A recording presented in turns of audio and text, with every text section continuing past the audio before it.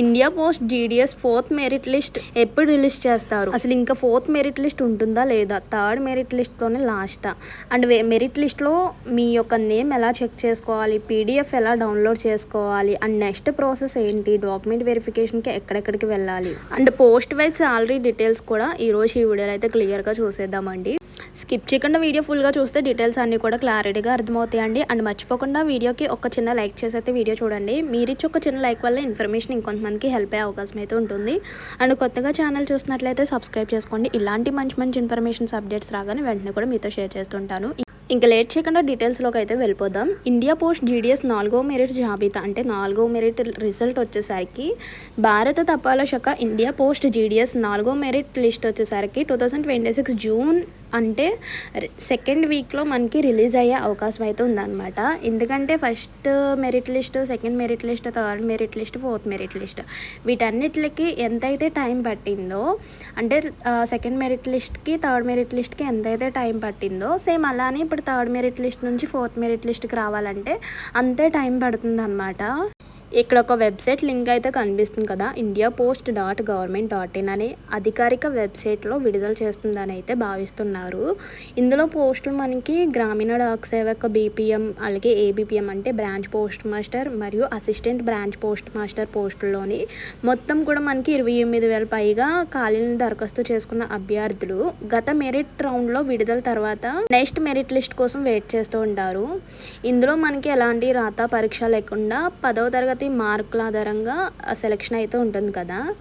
ఇటీవల అప్డేట్లు మరియు గత సంవత్సరాల ట్రేడ్ల ప్రకారం ఇప్పటికే ఎంపికైన అభ్యర్థులు డాక్యుమెంట్ వెరిఫికేషన్ మరియు ఖాళీ సీట్లు గుర్తింపు పూర్తయిన తర్వాత 4వ మెరిట్ లిస్ట్ కోసం అయితే వెయిట్ చేస్తున్నారు అనమాట.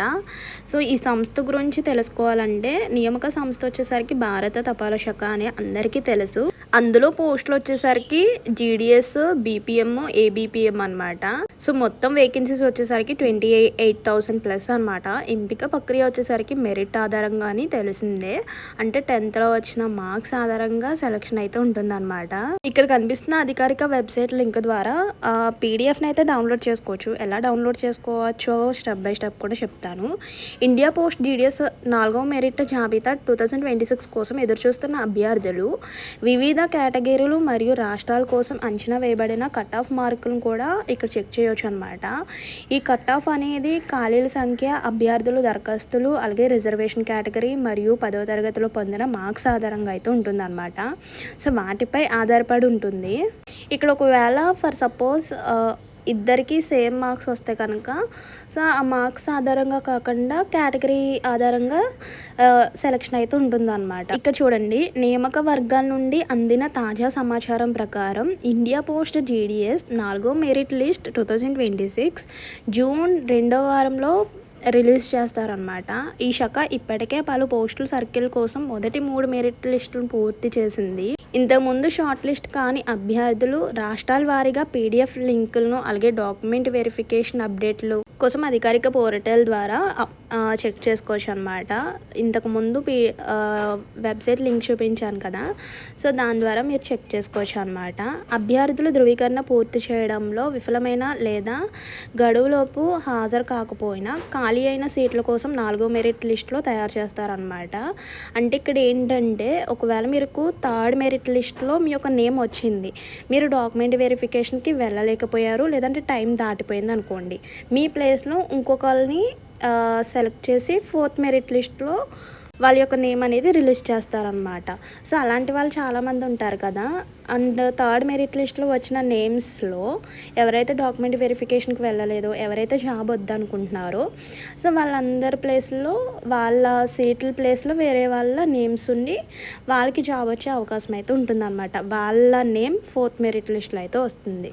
ఇక్కడ అప్లికేషన్ స్టార్టింగ్ వచ్చేసరికి జనవరి 31 నుంచి అయితే అప్లికేషన్ స్టార్ట్ అయినాయి. లాస్ట్ డేట్ 14th ఫిబ్రవరితో క్లోజ్ అయిపోయినాయి.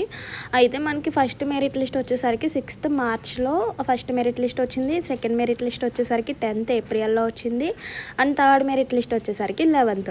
ఇక్కడ కరెక్ట్గా అబ్జర్వ్ చేస్తే మనకి 1 మంత్ గ్యాప్లో మనకి మెరిట్ లిస్ట్స్ అయితే ఓపెన్ చేస్తున్నారు అనమాట. అంటే 6th మార్చిన 10th ఏప్రిల్ అంటే 1 మంత్ గ్యాప్ ఉంది కదా.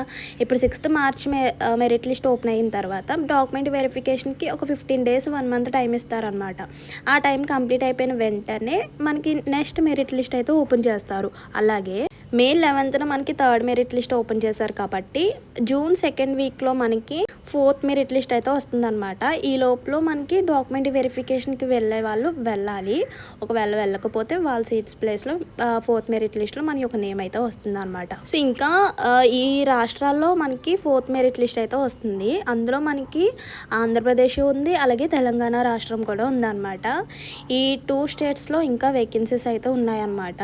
అండ్ నెక్స్ట్ గ్రామీణ డాక్ సేవక నియామకానికి ఎంపిక ప్రక్రియ పూర్తిగా మెరిట్ ఆధారంగా ఉంటుంది కాబట్టి ఈ నియామక ప్రక్రియ కోసం ఎలాంటి ఎగ్జామ్ అయితే ఉండదు. జస్ట్ మీ యొక్క నేమ్ వచ్చిన తర్వాత డాక్యుమెంట్ వెరిఫికేషన్కి వెళ్తే సరిపోతుంది. అక్కడ మీ యొక్క సర్టిఫికేట్స్ అన్నీ చూసి మిమ్మల్ని సెలెక్ట్ చేస్తారు అంతే.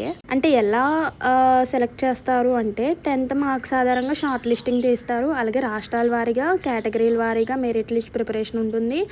అలాగే పత్ర ధృవీకరణ, వైద్య పరీక్ష ఇలా వీటిపై మనకి సెలెక్షన్ అయితే ఉంటుందన్నమాట.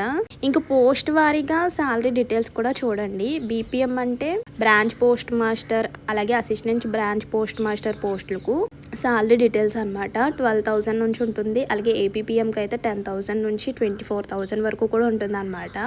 అదే మనకి జీడిఎస్ పోస్ట్కి వచ్చేసరికి శాఖ నిబంధనల ప్రకారం అయితే చేంజ్ అవుతూ ఉంటుంది అనమాట శాలరీ వచ్చేసరికి. ఈ 2 పోస్టులకు వచ్చేసరికి అదే శాలరీ, ఈ జీడిఎస్కి వచ్చేసరికి మారుతూ ఉంటుంది అనమాట.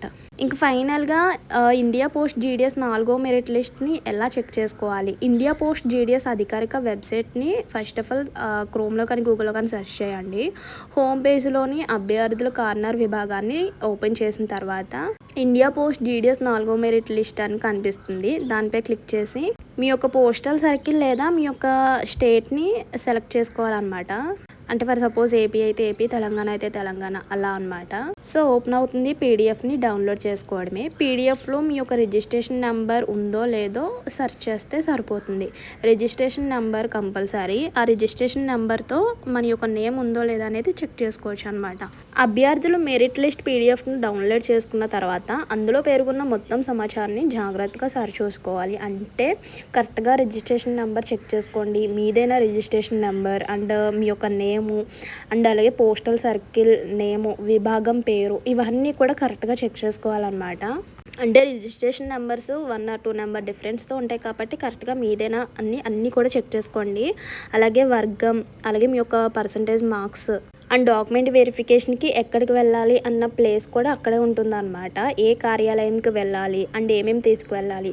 సో మీరు డాక్యుమెంట్ వెరిఫికేషన్కి వెళ్ళే ముందు ఆధార్ కార్డు, అలాగే మీ యొక్క 10th certificates, original certificates, PAN, అలాగే date of birth certificate, caste certificate ఇవన్నీ కూడా ఒరిజినల్స్ అన్నీ కూడా తీసుకుని మీకు పీడిఎఫ్లో మీ నేమ్ పక్కన, మీ రిజిస్ట్రేషన్ పక్కన ఎక్కడైతే డాక్యుమెంట్ వెరిఫికేషన్ అడ్రస్ ఇచ్చారో అక్కడికి వెళ్ళాలన్నమాట. సో ఇదన్నమాట postal GDS 4th merit list వచ్చేసరికి జూన్ 2nd వీక్లో అయితే రిలీజ్ అవుతుందండి. సో అప్పటి వరకు కొంచెం వెయిట్ చేయండి.